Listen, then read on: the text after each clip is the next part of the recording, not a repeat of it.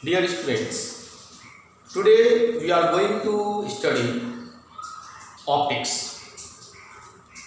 The question is, what is optics?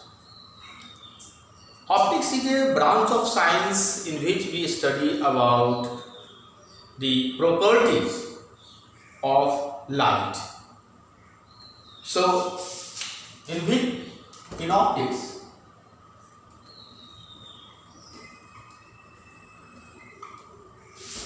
it's a branch of science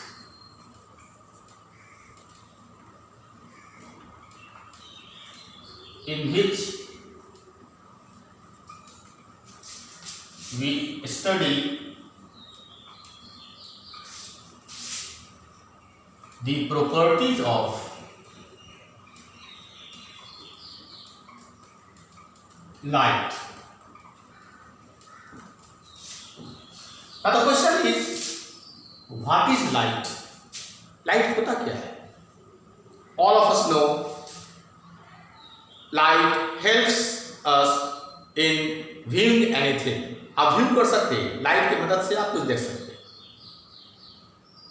तो light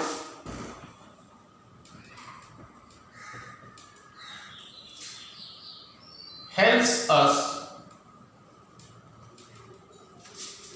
view an object. Light की मदद से हम कुछ देख सकते हैं. और लाइट की आवश्यकता क्यों पड़ती है देखने के लिए? तो वो समझने के लिए आप ऐसा समझो कि कोई ऑब्जेक्ट है, सपोज ये कोई ऑब्जेक्ट है, कोई भी चीज है, इसे आपको देखना है. ये आपकी आंख है. तो लाइट इस ऑब्जेक्ट से चल के आपके आंख में अगर ये आती है, प्रवेश करती है, ऑब्जेक्ट से चलकर अगर लाइट आपके आंख में प्रवेश करती है, एंटर करती है, तभी ये ऑब्जेक्ट आपको नजर आएगा. अगर यहां से कोई लाइट आपके आंख तक नहीं पहुंचे तो ये ऑब्जेक्ट आपको नजर ही नहीं आएगा. ये ऑब्जेक्ट अदृश्य होगा, ये इनविजिबल हो जाएगा.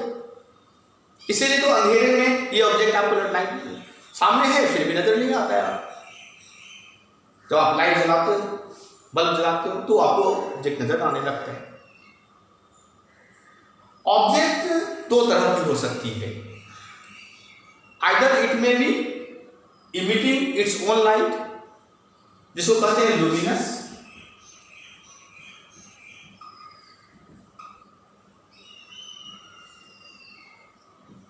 या नॉन लुमिनस.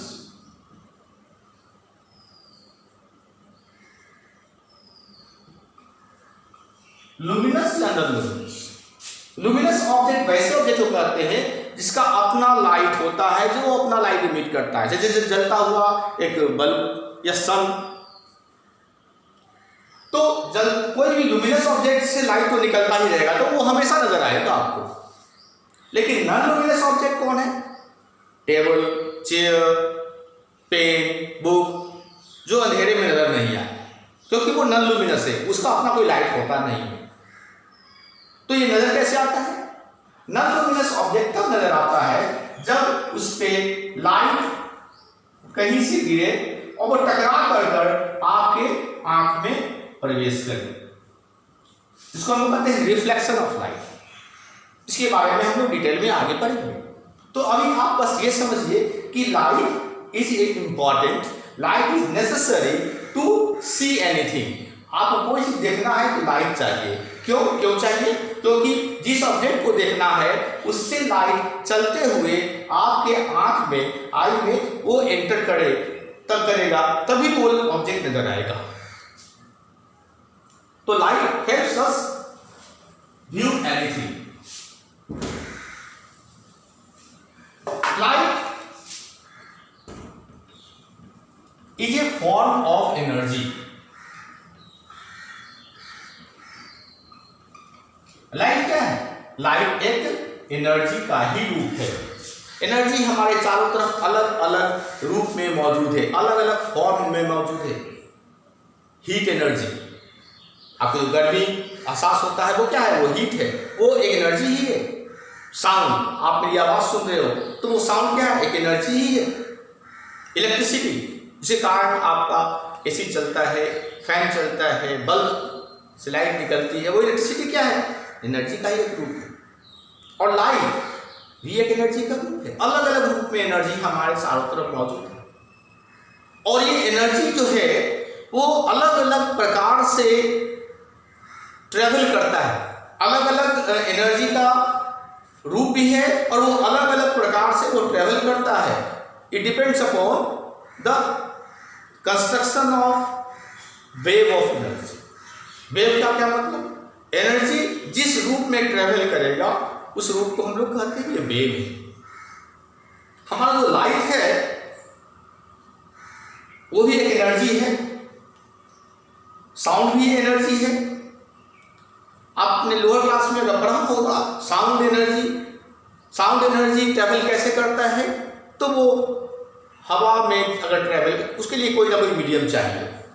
पहली बात, sound needs a material medium, इसीलिए साउंड को हम लोग मैकेनिकल वेव भी कहते हैं। याद रखेंगे, वैसा वेव जो मटेरियल के बिना आगे ट्रेवल नहीं कर सकता है उसे हम लोग कहते हैं मैकेनिकल वेव। साउंड को कोई ना कोई मटेरियल चाहिए, चाहे सॉलिड हो, लिक्विड या गैस हो। तो साउंड बनता कैसे है? कंप्रेशन और rarefaction of the medium particles. अगर मीडियम नहीं होगा तो साउंड ट्रेवल ही नहीं करेगा, और ये एक मैकेनिकल वेव है। और साउंड क्या है? वो लॉन्गिट्यूडिनल वेव भी है। लेकिन लाइट जो है उसको कोई मीडियम की आवश्यकता नहीं है। Very interesting. इसीलिए तो सन से चलता हुआ अर्थ पे लाइट, ये देखो सन है और ये आपका अर्थ है। अर्थ के चारों तरफ एटमॉस्फेयर है, एयर है। सन के चारों तरफ भी गैसेज है, हाइड्रोजन गैस बहुत ज्यादा है वहां। लेकिन in between sun and earth एक ऐसा जगह होता है जिसे कहते हैं स्पेस। स्पेस का मतलब वो जगह जहां पे कुछ नहीं है, हवा भी नहीं है, कुछ नहीं है, वैक्यूम है। तो आप देखो, सन से लाइट चलता हुआ आपके अर्थ तक पहुंच जाता है, इस स्पेस को भी क्रॉस कर जाता है। मतलब लाइट को कोई भी मीडियम की आवश्यकता नहीं है। तो ऐसा संभव कैसे हुआ? ऐसा संभव इसलिए हुआ कि लाइट जो एनर्जी है वो इलेक्ट्रिक फील्ड और मैग्नेटिक फील्ड से बना है। इसीलिए इसके वेव को कहते हैं electromagnetic wave. Light is formed by electric field and magnetic field.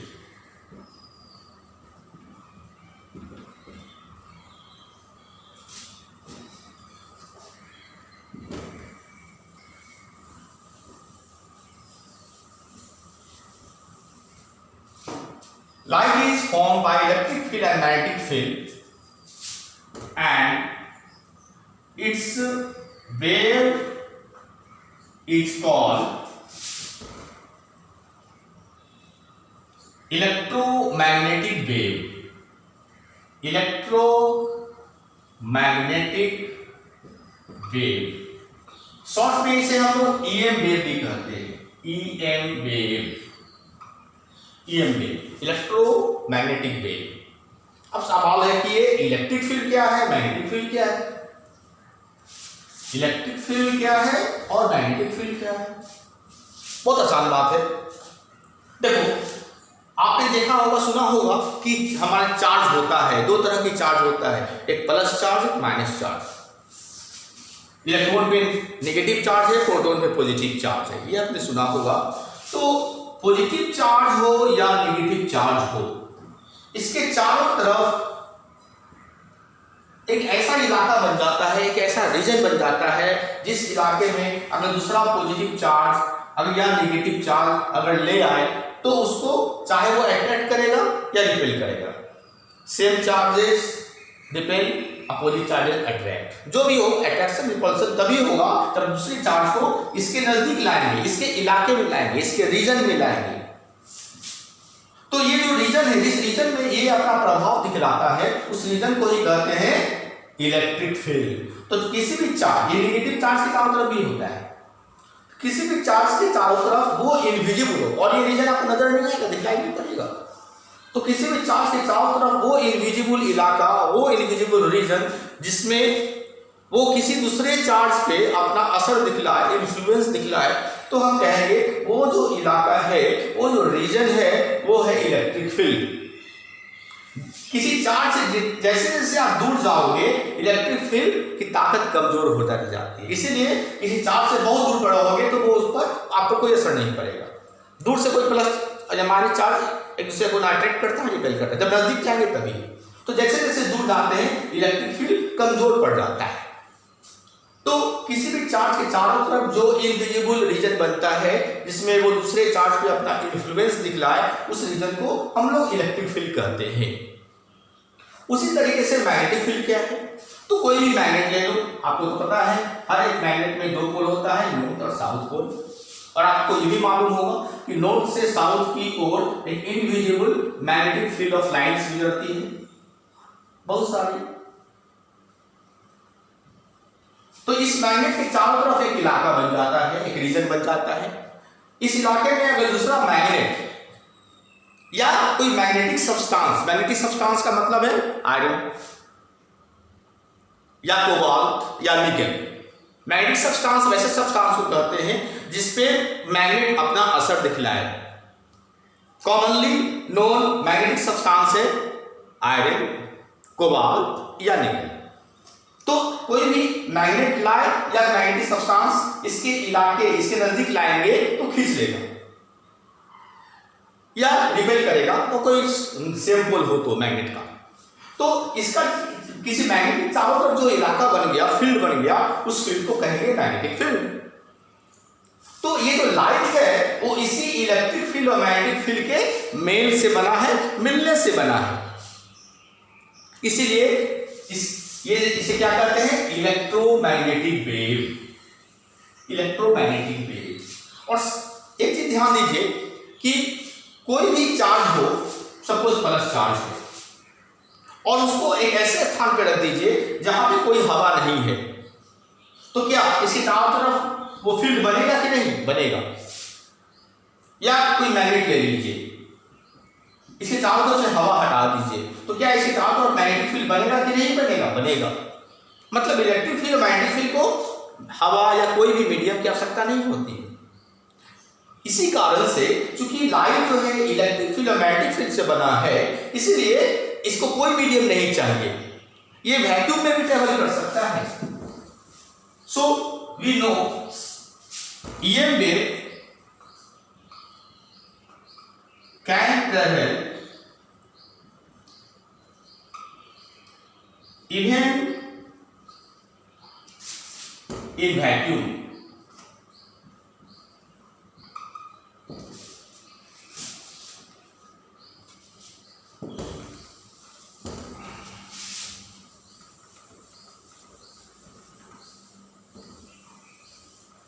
Light wave can travel even in vacuum.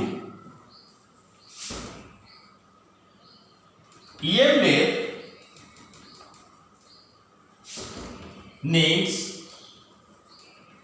no material medium, no material medium to travel. Electromagnetic wave को कोई भी मीडियम की आवश्यकता नहीं है, इसीलिए light can travel even through a vacuum.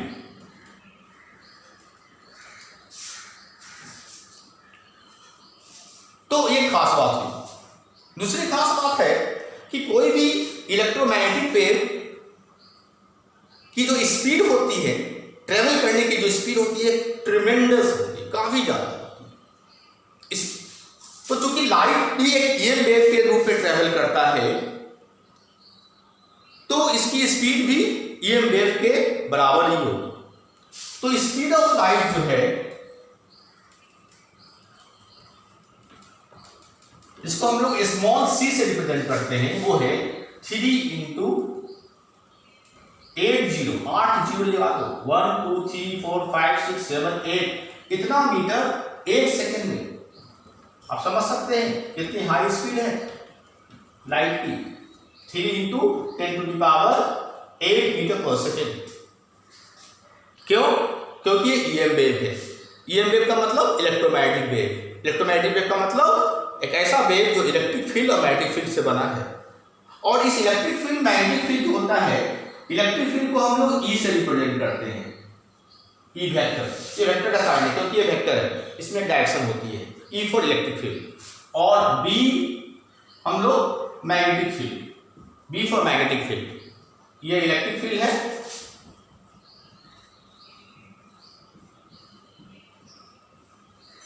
और ये बी मैग्नेटिक फील्ड है।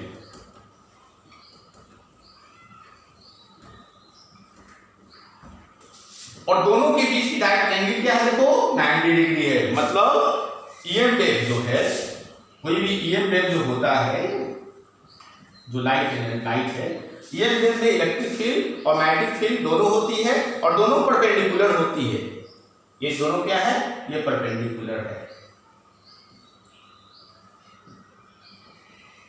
ऑलवेज।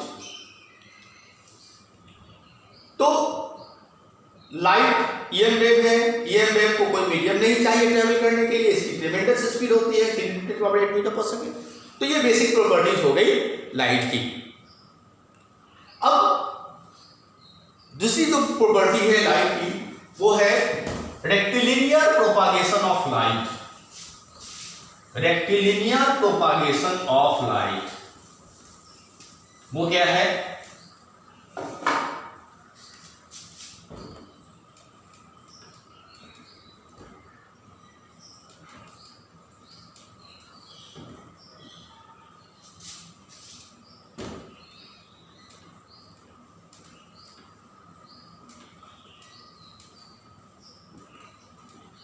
इसका मतलब क्या है? इसका बहुत सीधा मतलब है, सिंपल मतलब है। रेक्टिलिनियर मतलब एक लाइन में, एक सीध में लाइट ट्रेवल करती है। Light always travels in a straight line. Light हमेशा सीधी रेखा में गमन करती है। So it means that light always travels in a straight line.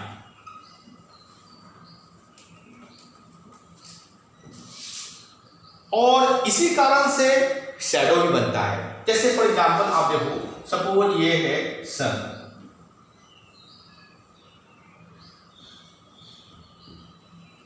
और ये है फ्लोर, ग्राउंड, और यहां पे एक दीवार है।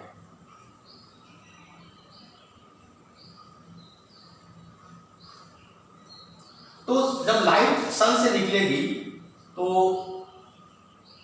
इस पे सीधा आ गई, लेकिन जो लाइट इस पे पड़ेगी वो आगे बढ़ नहीं पाएगा। क्यों? क्योंकि दीवार जो है वो तो ओपेक है ना। ओपेक का मतलब, ओपेक है मतलब जिस मटेरियल से लाइट आर पार न गुजरे वो ओपेक है। तो लाइट यहां तो नहीं गुजरा, लेकिन ये सब लाइट यहां पर गुजर रहा है। तो फ्लोर पे ये जो इलाका होगा वो इल्यूमिनेटेड हो जाएगा। इल्यूमिनेटेड मतलब प्रकाशित, इस पे प्रकाश पड़ रही है इसलिए इस पे लाइट नजर आएगी। लेकिन यहाँ पे ये डार्क हो जाएगा। क्यों? यहाँ लाइट पड़ ही नहीं जाएगी। क्यों? क्योंकि ये तो रुक गया। तो ये संभव कैसे हुआ? क्योंकि light always travels in straight line. Light जो गया अगर ऐसे जाता और ऐसे मुड़ जाता, ऐसे मुड़ जाता, तो कभी भी यहाँ पर डार्क शैडो नहीं बनता। क्योंकि लाइट हमेशा सीधा चलती है, सीधा गई तब सीधा चली जाती है। जो यहाँ पर नहीं गिरा तो नहीं गिरा, लेकिन ये बाकी जो लाइट सीधा गिरेगा, और ये सब लाइट यहाँ पर रुक गया। तो शैडो बनने का मेन कारण क्या है? Rectilinear propagation of light. Due to this property this property, a shadow is formed. A shadow is formed. तो ये जो इसी को हम लोग क्या करते हैं, शैडो। तो शैडो क्यों बना? क्योंकि लाइट हमेशा सीधा चलता है। और लाइट जो है उसकी एक और खास बात है, light itself is invisible. Light खुद नजर नहीं आता है। अगर आपको देख कहना है कि क्या बाहर लाइट है, तो आप क्या देखते हो? हवा में देखते हो या जमीन देखते हो? आप जमीन देखते हो। हवा में लाइट नजर नहीं आता है, ये आ रहा है जा रहा है। It itself is invisible but it makes something visible. इसके कारण कोई चीज विजिबल होता है। तो लाइट जो है चूंकि खुद इनविजिबल है, तो उसको हम कैसे रिप्रेजेंट करें? जब हम लाइट के बारे में स्टडी करेंगे तो लाइट को कैसे हम शो करें कि ये लाइट है? उसके लिए हम लोग एरो का सहारा लेते हैं। देखो ये हमने एरो ड्रॉ किया है ना, एरो। तो लाइट इज रिप्रेजेंटेड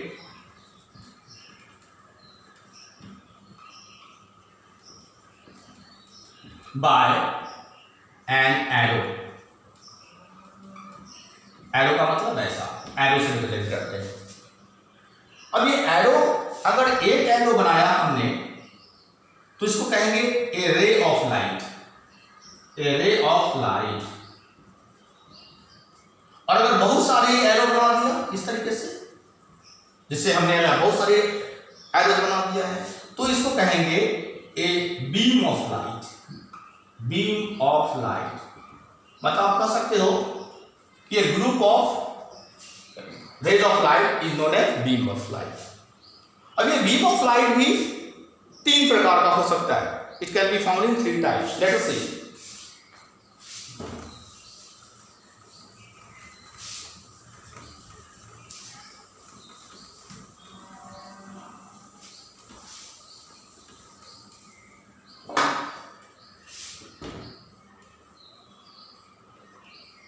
देखो हमने ये जो रे ड्रॉ किया है, 4 रे ड्रॉ किया है, जिसको हम लोग बीम कहेंगे।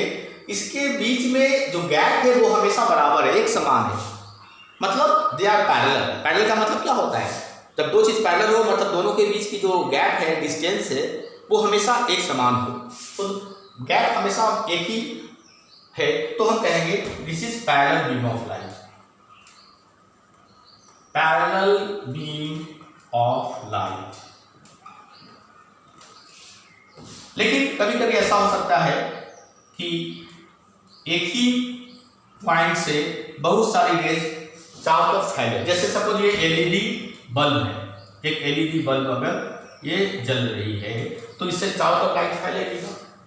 और देखो ना, रेज के बीच का जो गैप है वो धीरे धीरे बढ़ रहा है। रे के बीच का गैप धीरे धीरे बढ़ रहा है, गैप बढ़ रहा है, तो इसको कहेंगे diverging beam of light. Diverging beam of light. और अगर ऐसा हो कि चारों तरफ से रे आए और एक ही पॉइंट पर मिले, एक ही पॉइंट पर मिल रहा है, मतलब रेज के बीच की दूरी गैप जो है वो धीरे धीरे कम हो रही है और एक पॉइंट पर से मिल गया, इसको क्या कहेंगे? Converging beam of light. Converging beam of light. So today we have given you an introduction of optics. You must study it properly, make a note down and make a notes of it, and just practice the diagram and definition and the meaning of different terminologies which we have used in optics. Okay, thank you.